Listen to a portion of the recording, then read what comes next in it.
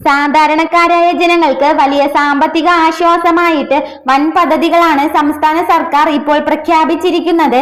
സാമ്പത്തികമായിട്ട് ഏറ്റവും അധികം പിന്നോക്കം നിൽക്കുന്ന, അതായത് മഞ്ഞ AY കാർഡ് ഉടമകൾക്ക് സൗജന്യമായിട്ട് ഓണക്കിറ്റുകൾ വിതരണം ചെയ്യുന്നതിനായിട്ട് 56 കോടി രൂപയാണ് ഭക്ഷ്യവകുപ്പ് മാറ്റിവെച്ചിരിക്കുന്നത്.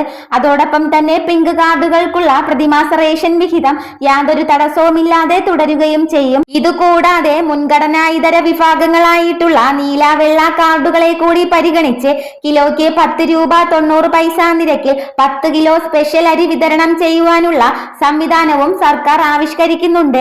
ഓണക്കാലത്ത് പൊതുവിപണിയിൽ ഉണ്ടാകാൻ സാധ്യതയുള്ള വിലക്കയറ്റം തടയുന്നതിനായിട്ട് ധനവകുപ്പ് പ്രത്യേകമായിട്ട് അനുവദിച്ച 200 കോടി രൂപ വിനിയോഗിച്ചുകൊണ്ട് സപ്ലൈകോ വഴി സംസ്ഥാനത്തുടനീളം പ്രത്യേക ഓണം ഫെയറുകൾ സംഘടിപ്പിക്കുന്നതായിരിക്കും. ഇതിലൂടെ മുൻഗണനാ ഇതര വിഭാഗങ്ങൾ ഉൾപ്പെടെയുള്ള സാധാരണക്കാർക്കെല്ലാം ഒരുപോലെ പ്രയോജനപ്പെടുന്ന രീതിയിൽ സബ്സിഡി സാധനങ്ങൾക്ക് പുറമെ 250 മുതൽ 300 രൂപ വരെയുള്ള ബഡ്ജറ്റ് കിറ്റുകൾ, 500 രൂപയുടെ മീഡിയം കിറ്റ്, 1000 രൂപയുടെ പ്രീമിയം കിറ്റ്, ഇങ്ങനെ 3 വ്യത്യസ്ത പാക്കേജുകൾ ആകർഷകമായിട്ടുള്ള ഓഫറുകളോടെ സാധനങ്ങൾ ജനങ്ങളിലേക്ക് എത്തിക്കുന്നതാണ് സപ്ലൈകോ ലക്ഷ്യമിടുന്നത്.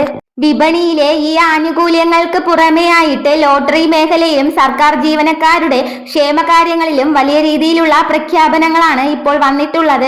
ഇത്തവണത്തെ ഓണം ബമ്പർ ലോട്ടറിയുടെ ടിക്കറ്റ് നിരക്കിൽ മാറ്റമൊന്നും വന്നിട്ടില്ലെങ്കിലും ഒന്നാം സമ്മാനത്തുകയിൽ വൻ വർധനവാണ് രേഖപ്പെടുത്തിയിരിക്കുന്നത്. അതോടൊപ്പം തന്നെ പെൻഷൻകാർ ഉൾപ്പെടെയുള്ള സർക്കാർ ഉദ്യോഗസ്ഥർക്ക് ഏറെ ആശ്വാസമായി ഓണം ബോണസ് കൂടാതെ കുടിശ്ശികയായി കിടക്കുന്ന DA DR ഗഡുക്കൾ എന്നിവ വരും മാസങ്ങളിൽ കൃത്യമായി വിതരണം ചെയ്യുമെന്ന് ഉറപ്പും സർക്കാർ ഇതിലൂടെ നൽകുന്നുണ്ട്.